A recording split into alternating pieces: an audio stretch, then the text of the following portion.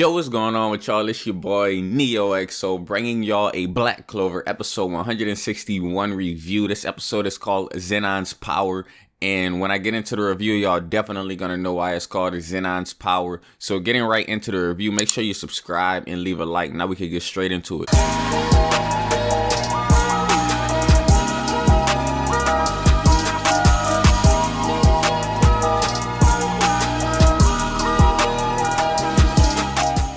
So this episode starts off with you know how in anime they got the little recaps. So we got the recaps back in Black Clover. I just had to mention that on some DBZ type stuff. They always have like the recaps in the beginning, especially when it comes to arc like this. But the real episode starts off really with basically a flashback to, I think it was like episode 141.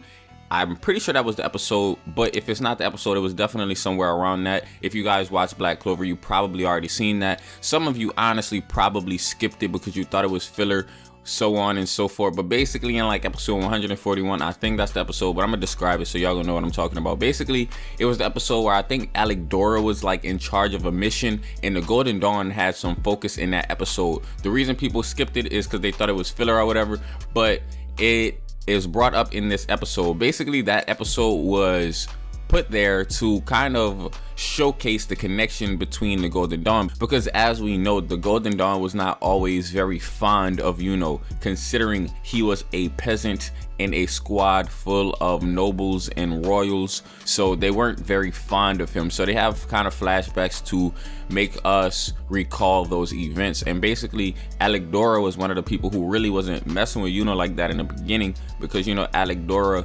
kind of really was loyal to William, and it seemed like William had a favoritism towards Yuno, if you want to call it that. But I don't even know if it's like that, to be honest. But basically, eventually Yuno got into good favor with the Golden Dawn. Okay, so skipping ahead to the good stuff. Basically, Gatoroyce, Foil, and Zenon continued their brutal attack on the Golden Dawn. And what ends up happening is Gatoroyce and Foil basically took out half of the members of the Golden Dawn by themselves. They are stage 0, and they were able to defeat the strongest squad in the Clover Kingdom.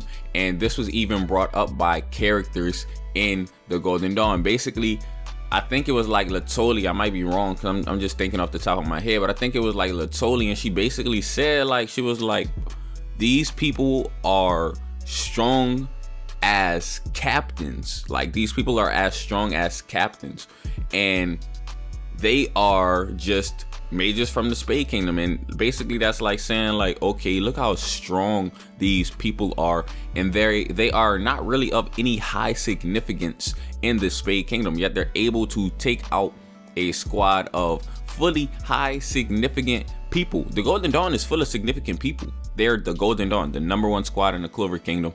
I'm not gonna dwell too much on that, but Gatoroyce and Foil, they really took them out. And I know y'all coming with the memes, y'all gonna be like the Golden Gone, y'all gonna be like all that stuff, but basically they took them out, and Yuno got there and basically was trying to defeat Gatoroyce. And honestly, I don't even think Gatoroyce was a match for Yuno. I think Yuno could have really just easily taken him out, and that's basically what happened. Yuno ended up taking Gatoroyce out, and Gatoroyce really, his character, I don't know if you guys like his character. He was basically kind of just a battle fiend, honestly. He kind of reminds me of Luck in a sense, in that sense, you know. And they just was battling it out, stone magic versus wind magic. Stone magic honestly should have had the upper hand in that battle, but Yuno still destroyed him, cut straight through his stone magic, like straight through his stone defense. So after Yuno defeated him, he went ahead and went over to Foil. It seemed like Latoli, Klaus, they was not gonna defeat Foil by themselves. They needed Vice Captain Yuno, and they mentioned Vice Captain in this episode a lot. Vice Captain Yuno, that has a good ring to it. And you know, Yuno still calls Klaus senpai and stuff, but like, he's the Vice Captain, he's stronger than Klaus.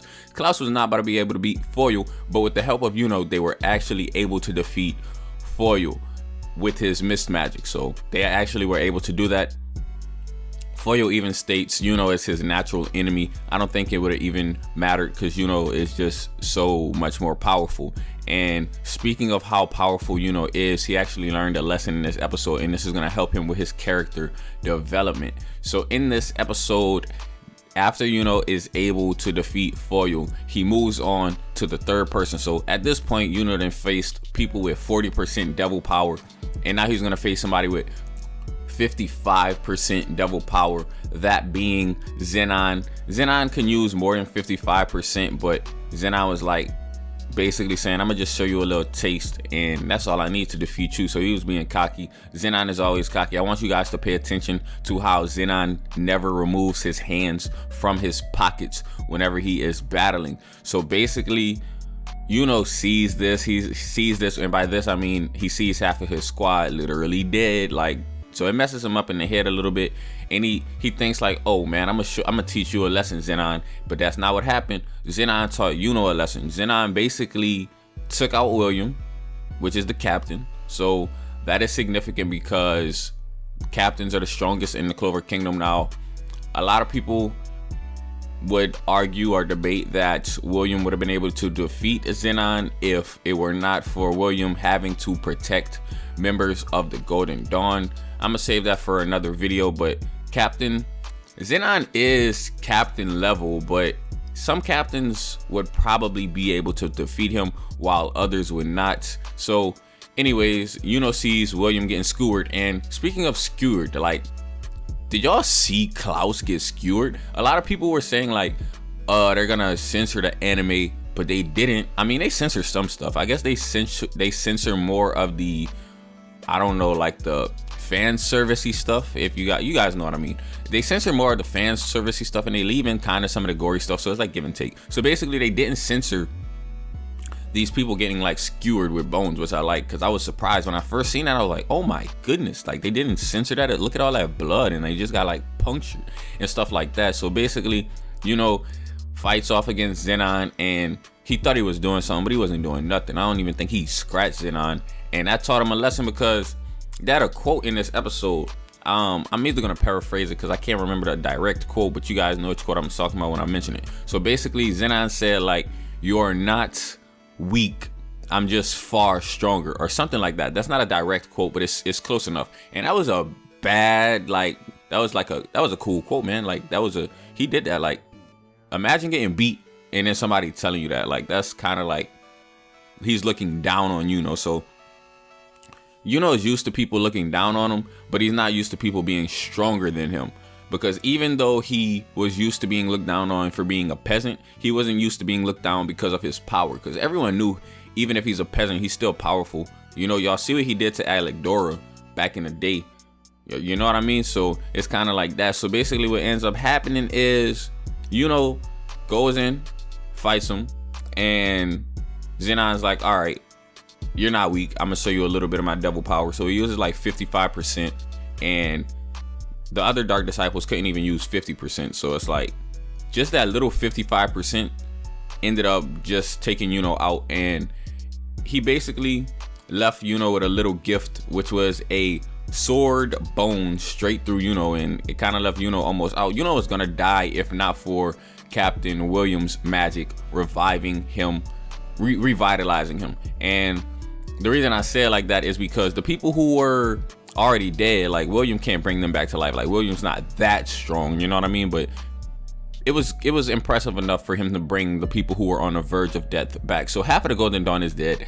Honestly, there's no one too significant that has died. The most significant person that I noticed died was probably Hammond. The rest were kind of nobody. So if you liked Hammond, man, my boy gone, RIP. But what ends up happening at the end of the episode is, I think in the manga we got left on a cliffhanger. So we thought Yuno was gonna die for a little minute because we got left on a cliffhanger, but in this episode y'all didn't get left on a cliffhanger, and Yuno was actually revitalized by, you know, Captain William's magic. And Ralph came to the scene showing how loyal Ralph is to the cause of the Spade Kingdom, true royalty.